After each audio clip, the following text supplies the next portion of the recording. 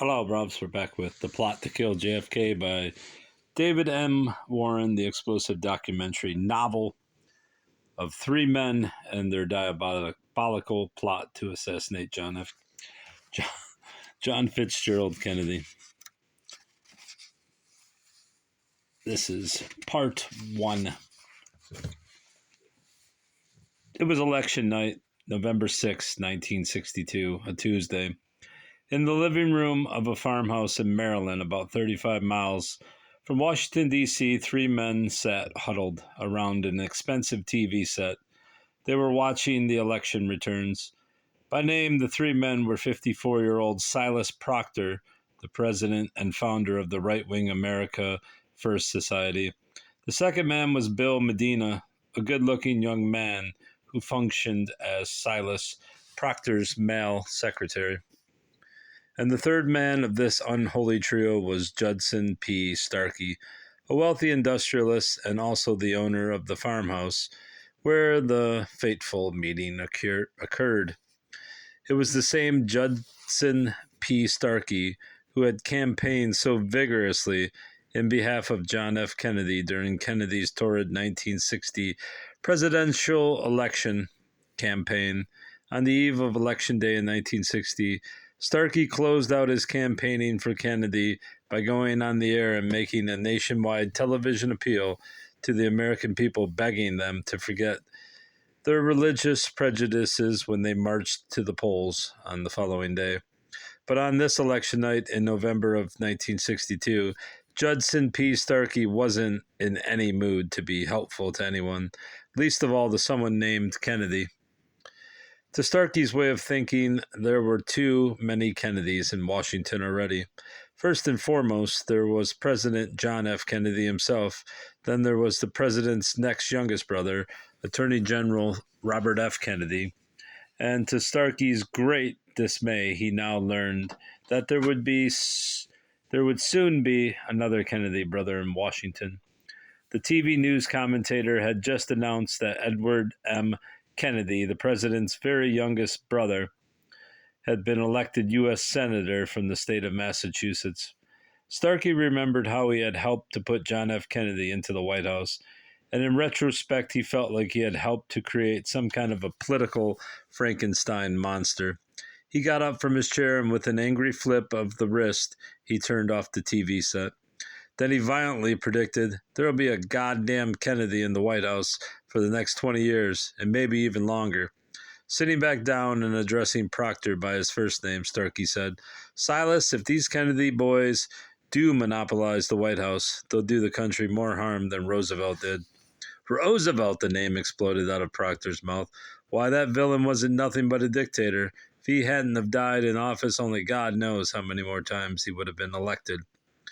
"If he hadn't have died in office," repeated Starkey. "Yes, Silas, death is the only antidote for a stranglehold like Roosevelt had on the presidency. And this applies to the Kennedys, too. We've got to cut down their leader. Like they say, cut the head off a snake and its body will surely die. The president has got to go." Thus, the most outrageous crime ever to be committed against the American people was conceived. The die was cast. President John F. Kennedy was a doomed man. And from that moment on, the only thing that would keep the president alive would be time.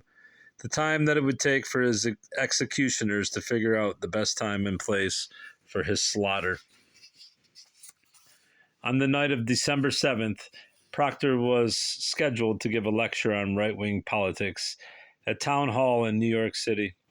Due to this, both Starkey and Silas Proctor agreed that New York would be a suitable place for their next get-together. The Soldiers and Sailors Monument on Riverside Drive at the foot of West 89th Street was selected as the exact site of the meeting. December 7th was on a Friday, and that morning Judson P. Starkey drove across the George Washington Bridge with the rest of the early morning commuters.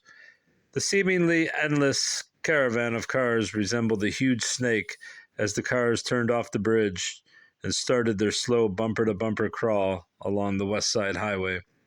At the 96th Street cutoff, Starkey pulled his long black Cadillac out of the creeping line of traffic and tooled across town until he hit Broadway.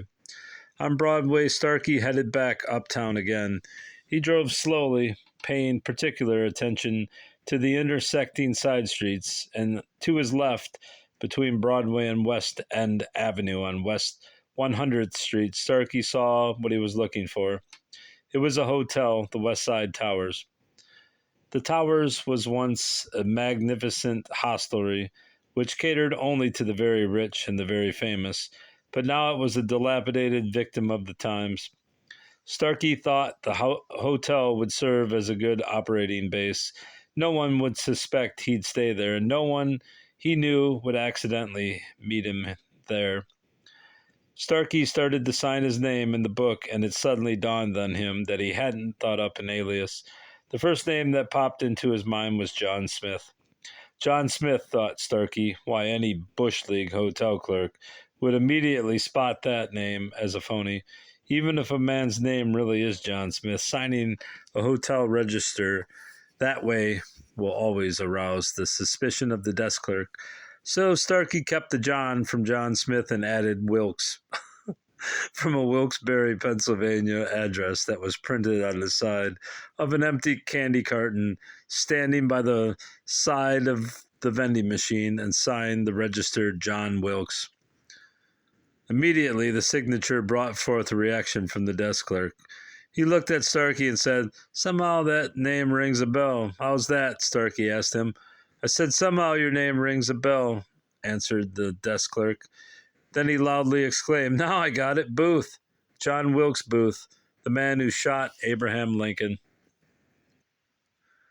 Proctor and his ever-present male secretary, Bill Medina, were waiting at the monument when Starkey arrived. The three men exchanged greetings and then got down to the business at hand, business which Silas Proctor was totally unprepared for. Judson P. Starkey's opening remark hit Silas Proctor with all the force of a 10-megaton atomic bomb. Starkey said, "Silas, we can't go through with this thing. That's the main reason I wanted to see you today. I wanted you to know." Proctor couldn't believe his ears. Then he slowly said, "Say that again, Judd. I want to make sure that I heard you right." Starkey obliged and stunned Proctor and repeated the statement that he had just made. "I said we can't go through with this thing, Silas. The whole deal is off." Proctor didn't have the slightest idea of what had brought about this sudden change in Starkey. And he asked him, "Do you mind telling me why you've changed your mind?" Starkey answered firmly, "The American way of getting rid of a president is at the polls, with ballots, not with bullets, not by assassination. And for another thing, I honestly don't think that I could live through it." Proctor whipped out a copy of the Daily News from his coat pocket and showed Starkey the picture that was plastered on its front page. The picture showed an attractive 16-year-old white girl from New York taking part in a sit-in demonstration that was being staged by a group of Negroes at a lunch counter down in Birmingham, Alabama. "The communists are behind these demonstrations," Proctor said. "They're going to take over the government of these United States and mongrelize the races. The Kennedys know all about it, but they're in cahoots with them. That's why I say we've got to kill that Mick bastard that's in the White House." Proctor thought for a moment, then spoke slowly and softly. "Judd," he said, "if people knew that your money was the money behind the America First Society, it would just about ruin you, wouldn't it? Because we lean too far to the right for most people, especially those government people that you do business with. And those big fat government contracts sure mean a lot to you and to Starkey Enterprises." Proctor didn't have to elaborate. Starkey got the full message. "Why, that would be blackmail," he said.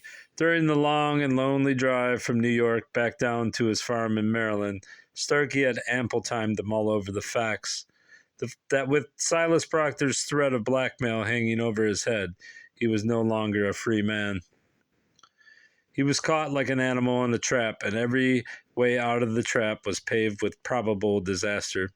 If he followed the classic solution to the problem of blackmail, kill the blackmailer, he could very well end up with his own neck in a noose. And if he went to the FBI or Secret Service and exposed the plot, then he would implicate himself with a jail term and personal disgrace as his only sure reward. If he defied Proctor, Proctor would in all likelihood make good his threat and reveal his secret financial backing of the extreme right-wing America First Society. And in that case, the resulting scandal would almost certainly ruin the Starkey business empire, since Starkey Enterprises dealt mainly in U.S. government contracts. Ironically, it was to ensure the getting of U.S. government contracts that brought Starkey and Proctor together in the first place. The year was 1950, and due to the mass hysteria that was being generated by the late Senator Joseph R. McCarthy's communist witch hunt, the U.S. government was withholding government contracts from all companies who didn't file sworn affidavits stating that there were no communist employees on the payroll. And at this time, Judson P. Starkey had decided to enter Starkey Enterprises into the bidding for lucrative government contracts to ferret out any communist who might be hiding in the woodwork of the huge Starkey industrial combine. Starkey hired the National Screening Service. The National Screening Service was owned and operated by Silas Proctor. Proctor had founded the investigating agency in May of 1950, a scant 3 months after Senator McCarthy had raised the curtain on his sensational Red Purge by publicly declaring on February 11, 1950, that there were 57 communist employees working in the U.S. State Department. The senator's charge gave birth to the shameful era of McCarthyism, a time when every major area of American activity was literally pried apart in an effort to flush out communists and communist sympathizers.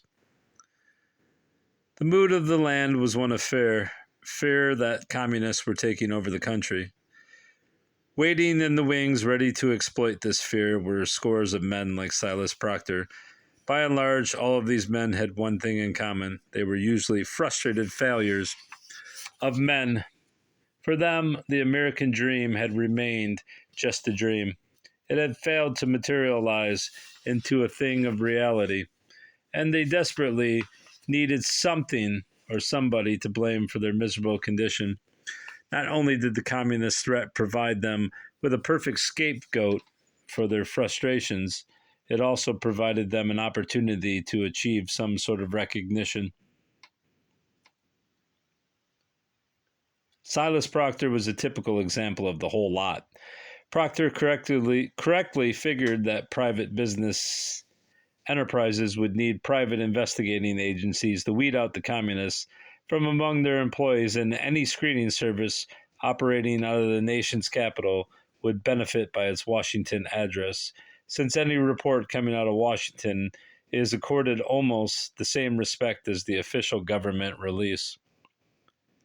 Proctor thought up this gimmick for the sole purpose of luring prospective clients to his national screening service. His first customer was none other than Judson P. Starkey, president of Starkey Enterprises. A less determined soul than Proctor might have hesitated to call on Starkey as his very first customer, since outside of the federal government itself, Starkey Enterprises was the biggest business in Washington. But Proctor was well aware of the fact that some little companies often say no a whole lot quicker than some of the bigger ones. He was full of confidence as he was ushered into Starkey's huge office. After exchanging the usual professional courtesies, Proctor described the services that he wanted to sell to Starkey. Starkey listened to Proctor's proposal most attentively. 5 minutes later, Starkey and Proctor were closing the deal.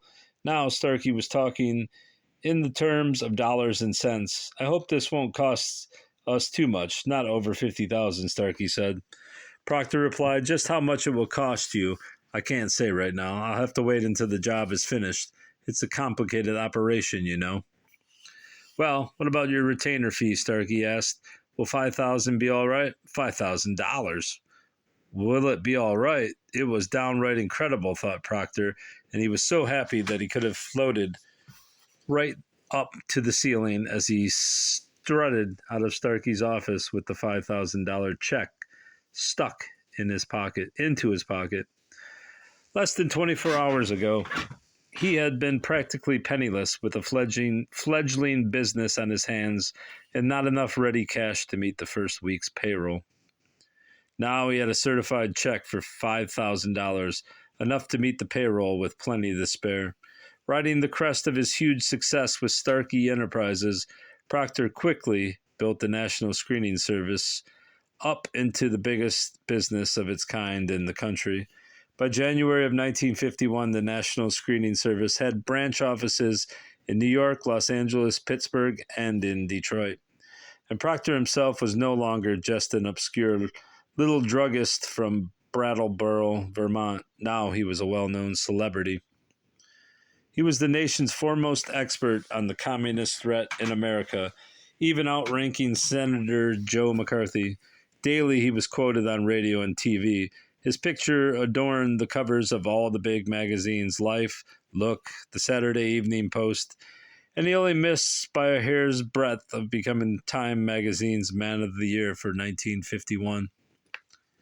Silas Proctor was riding high, and at the peak of his reign, Silas Proctor was probably the most powerful man in America. Outside the president himself, for Proctor possessed the means to destroy the two things that people value the most: their careers and their reputations. Regardless of whether you really were a communist or not, Proctor could ruin you by simply publishing your name in his monthly newsletter called the Proctor Report. Proctor's fallibility in these matters was never questioned. If he said somebody was a communist, they were a communist. That was that. Proctor's newsletter, the Proctor Report, was his usual means of operation. He would contract to screen a company's personnel and then instruct the employer to watch the Proctor Report for the results of his investigation. Since copies of the Proctor Report went out to every major employer in the country, once a person's name appeared in it, that person found it impossible to get employment elsewhere. The Proctor Report usually arrived on the first Monday of each month, and that day came to be known as Black Monday. Indeed, strong hands trembled when they picked up the Proctor Report. Then one day it was suddenly all over. On December 2nd, 1954, the U.S. Senate ended the usefulness of the National Screening Service by publicly condemning Senator Joe McCarthy, they call him. From the Senate floor, the senator was called a peddler of fear rather than a patriot, and this rebuke of McCarthy by his fellow senators officially marked the end of the era of McCarthyism. When the bottom dropped out of Proctor's snooping business, he wasn't altogether taken by surprise. Earlier in the year, Senator McCarthy had taken a pretty bad beating in a hassle with the U.S. Army. The bitter fight had dragged on from April 22nd through June 17, and the reaction of the public and the press seemed to indicate that most people felt that it was about time for the senator to ring down the curtain on his communist witch hunt. The only thing that did give Proctor a surprise was the small amount of cash that he had left after he had shuttered his offices and paid off all his debts. Taxes and overhead, especially the salaries for the investigator, had eaten up just about everything. There was only $7,000 left, but Proctor didn't worry too much about this, though, because as head of the National Screening Service, he had made many valuable contacts. Judson P. Starkey had taken a special liking to him. Starkey had liked the way that Proctor had handled the reins of the National Screening Service. He had even told Proctor to come and see him if he was ever in need of a job. So with the National Screening Service now a defunct organization, Proctor went to see Starkey. They met for a luncheon date at Brockman's restaurant on the fringe of Capitol Hill. Starkey was elated because he was just about certain that Proctor was ready to join forces with Starkey Enterprises, and he figured that he had made a good catch. Smiling, Starkey jokingly said, "You can start to work in the morning." "Well, that's not exactly what I had in mind," replied Proctor. The answer set Starkey back a bit, and he asked, "What's the matter? Somebody else make you an offer?" "No, it's not that," answered Proctor. "You see, I want to keep on doing just what I was doing before." Doing what you were doing before, asked Starkey in amazement. Are you kidding me? Why, nobody needs that kind of service anymore. On the contrary, said Proctor, the American people do. Despite what some people say, the communist threat still exists. Starkey couldn't very well argue with Proctor's statement. After all, Proctor had uncovered several Reds who were submerged in the Starkey Enterprise Combine. And because Senator Joe McCarthy had fallen into public disfavor, did not mean that all communists had simply disappeared overnight. After briefly mulling it over, Starkey said to Proctor, You know, you just might be right, but tell me, how do you propose to go about it? Proctor elaborated, by forming an organization of real Americans. I don't mean an organization like the Republicans or Democrats. I mean an organization where politics are secondary, where the elimination of the communists' threat and the preservation of the American way of life comes first. Completely taken by Proctor's deep sense of patriotism, Starkey nodded his head and said, A very noble idea. By the time they had finished their dessert, Starkey was so mesmerized by Proctor's noble idea that he had agreed to give him $5,000 to help get the organization started. And thinking that it was altogether fitting and proper that such an organization should be anchored in the cradle of American freedom, New England, Proctor took the money and returned to his hometown of Brattleboro, Vermont, and set up the America First Society.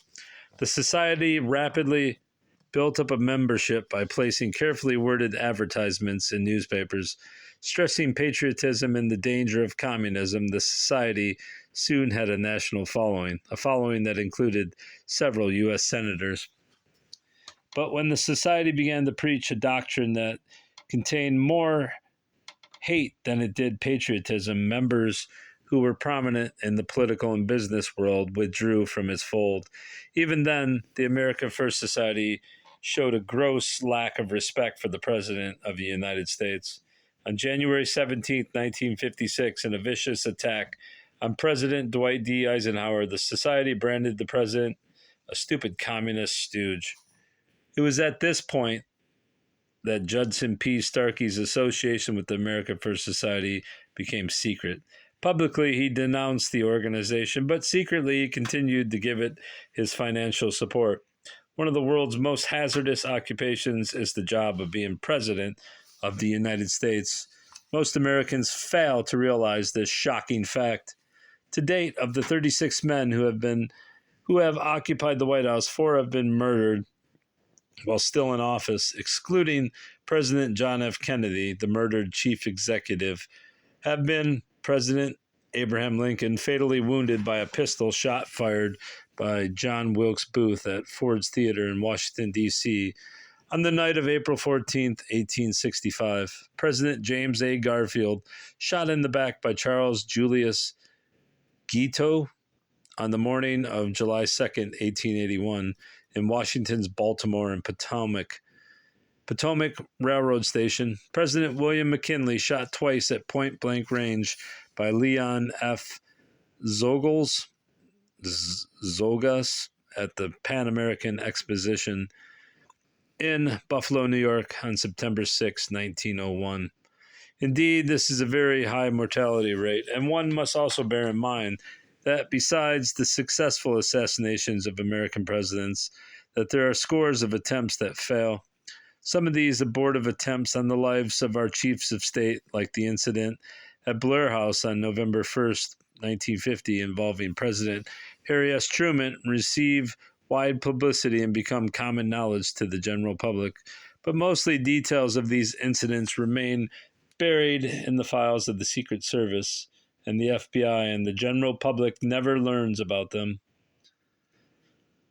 The reason for this secrecy is self-evident. The FBI and the Secret Service suppress stories of this kind because they fear that publicizing the incidents might encourage others to try to kill the president. News of the first attempt on the life of President John F. Kennedy was suppressed for this very same reason, and to this very day, only a handful of Americans are aware that this near-fatal incident ever took place. And that's the end of part 1. Part 2 will be next time. Goodbye, bruv. Goodbye. Goodbye. Goodbye.